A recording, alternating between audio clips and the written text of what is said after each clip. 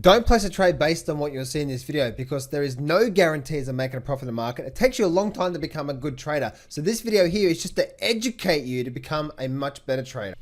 Alrighty, so let's actually talk about this most powerful trading technique that that I use, and it's been something that's made a massive difference to my trading and the success in my trading.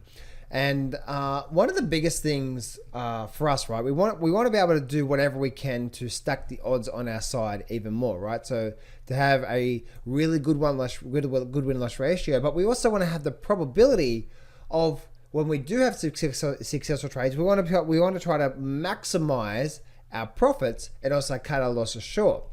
So this number one thing that I use on every single time I'm getting involved in markets is simple, basic, but powerful, what I call trend analysis in the markets.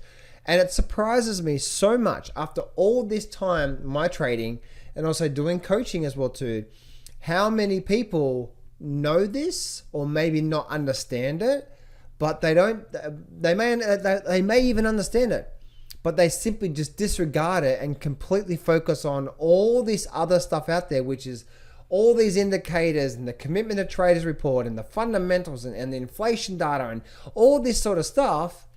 But as a trader, right, as a trader in the markets, the number one thing that we must understand is reading the markets itself. And from just doing this one thing, it helps you stay on top of the market of, okay, then are we still in a bull market? Are we in a bear market?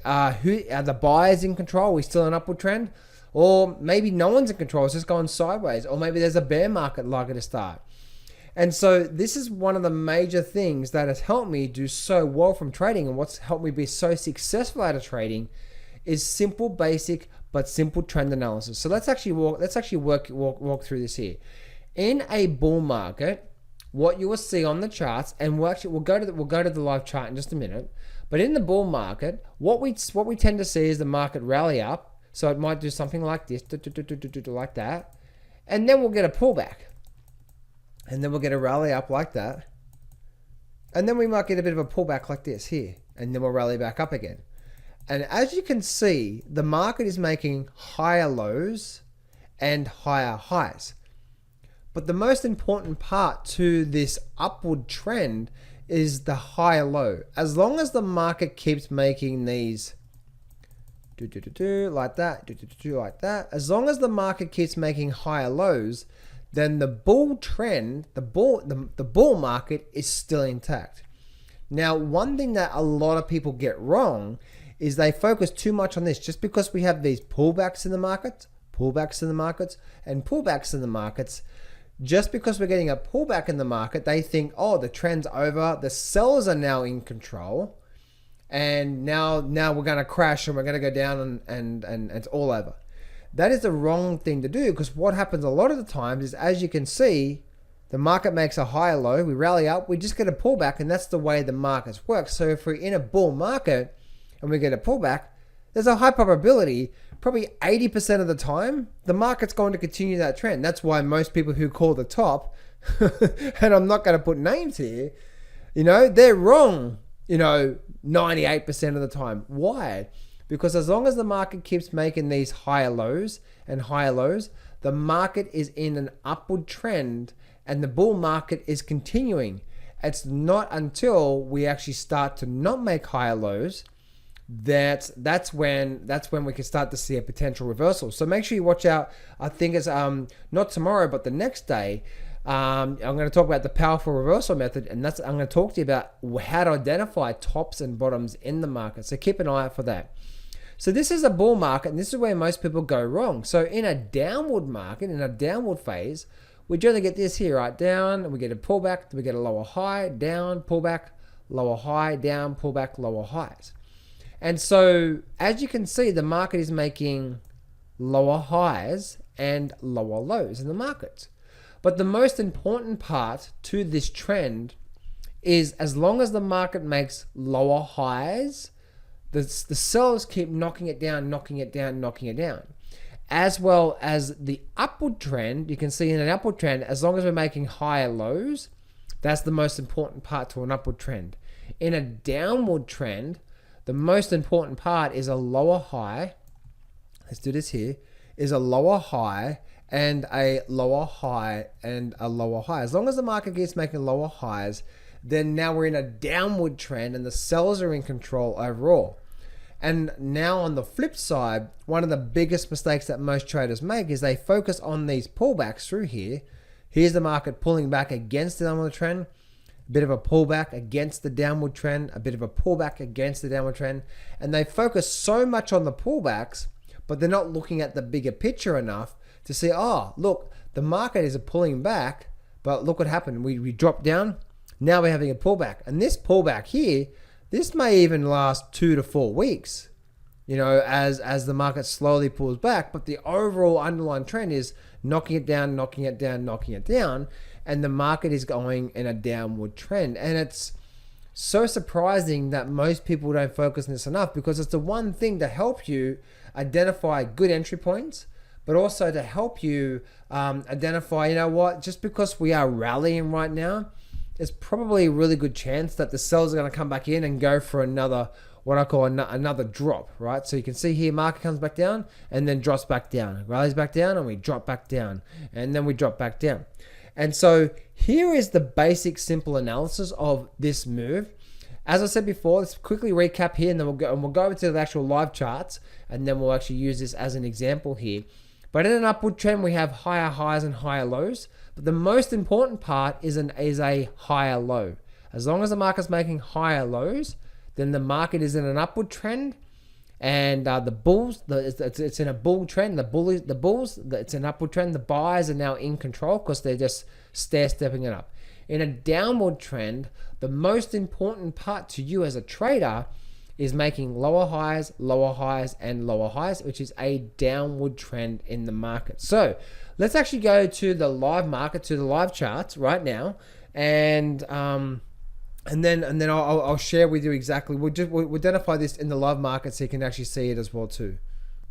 Now, what we're looking at right now is simply a chart. Now, it doesn't matter whether it's a weekly chart or daily charts or an hourly chart, you use the same formation and the same analysis. Now, there's a few things here really important. The reason why I wanted to use this chart as an example, that's really important to understand when identifying these highs and lows.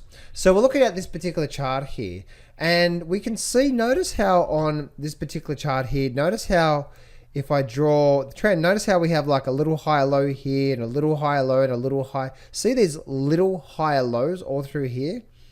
Well, that's what I call little or non-significant higher lows. Notice how we have these big swings up, big swings down, big swings up, and then the market goes up, up, up, up, up. Notice how we have these much more major swings. That's what I call the major highs and lows, and they're the ones we want to be focusing on. Not when the market does this, but when the market does this, and like that, we would say that was the low, and then that was the last significant low. So that's the one I'm going to be calculating as I'm identifying the simple trend analysis in these markets. Make sense? So let's have a look at this here. So it's not these lows. So if I'm going to be drawing the highs and lows in this particular market here, and so if I'm going to be drawing that, this is how I would identify it. I'll be drawing from the low to the major high, to the major low, the major high, major low. As you can see, right, we had these small little highs and lows, but we didn't really count. This major low here, big swing up, we had a swing down, we came down, we made a big swing up, big swing down, big swing up, and now look what's happening right now. Even on this particular chart here, we're swinging up. So if we have a look at this particular chart here, we're noticing that now this is a daily chart of a particular stock, and it doesn't matter if it's a forex market or crypto market, they all operate the same way, right? There's the same humans and same machines pushing across all different markets out there. But look what's happening here. We had this low, and then we have a higher low. The market pulls back. Look here, we create a significant higher low. Now it's very close to making a double bottom, but it didn't. It made a higher low. Remember, in an upward trend, the most important part is a higher low, and then we have a higher low, and then we have a higher low, and then we have a higher low as well too. So as you can see, throughout this point in time, all through here, the market was making highs and higher lows. So the buyers continued and still to this day are in control. They have never lost control in the market. So if I take everything off the screen, as I was saying before, one of the big mistakes that a lot of people do is I'm zooming in right now, is they do that, right? They're zooming in and they may only look at the last sort of, once again, this is a daily chart. They may look at the last sort of maybe week or 2 weeks and they sort of get worried. So they may only focus on, if you're zoomed in too much, like here, then on this period, on this downward phase through here, you're like, oh my goodness, the top's in, the market's crashing, oh my goodness. And then the market rallies back up and then, oh my goodness, the market's getting smashed. But one of the most important parts to a trend analysis is seeing it from the overall picture. This is too close. If we take everything off the screen and we zoom out a bit to get a lot more data, which one is it, data or data? I don't know, right? And we squeeze it up like this, look what we can see here on this particular chart. We can see that once again, the market has continued low, higher low, and these pullbacks here are just simply a nice, healthy pullbacks in a nice, big bull market. And the buyers have continued to stay in control because even though we get these pullbacks, the buyers have been in control ever since. All right, so let's have a look at now from a bearish perspective. Looking at a bearish trend and the most important parts to identifying in a bearish market. Now I've used this one as the example because it's a lot more messier, but I'll be able to share with you exactly how to see it. So initially, what did we have back here? We had what? We actually had a very nice upward trend, didn't we? You can see how we actually were starting through here. We actually ran up and we came back down and we ran up. So notice how the buyers were in control here, right? Higher lows. And the market ran up and then the market came back down. But notice how we ran down and then we ran back up. Notice how we had a higher low and a higher low, right? So same for the bullish trend, highs and lows. But look what happened here. Look where the market changed. It rallied down and notice how we're now breaking this low. So we're no longer making higher lows. Higher low, higher low. What is this? This is now what? A lower low, but also we created what? A lower high. So notice how the trend has started to change here. This is where the overall trend changed. And again, not tomorrow's video, but the video after that, the trading after that, I'm going to really, really help you when it comes to reversal points. And there's a bit of a hint there. And I'll walk you through more of that in a couple of days from now. But as you can see, right, now we actually dropped and now we're in what? A downward phase, and then the market rallies back up and then we rip. And then we rally back up to create a double top. We didn't break a low and then we ripped down again. And then we rallied back up again and then we ripped down again. And now we rallied back up again. So as you can see, just by looking at this particular market, and again, I wanted to use this because you can see it from a bullish trend and then now into a bearish trend. As I'm looking at this chart, we can see we had a low, lower high, a double top. We didn't break the low, we didn't break the high. So therefore, the sellers are still in control, but they're holding on here. Then it drops back down, rallies back up. Look at this here, lower high, rally down, and then away we go. So as looking at this particular chart, you can see how we went from a nice bullish trend and then now we went down through a bearish trend. And this is actually just watching the market to see, okay, who's in control. We've got bulls, we've got bears, and focusing on that. And going through this here is one of the most important things, because if we can see the markets in a bullish trend, as an example, and we are getting a pullback, well, then we know in the back of our mind, there's a really good chance that the buyers are going to kick back in again to continue the upward trend. Same here, right? We had the market coming down.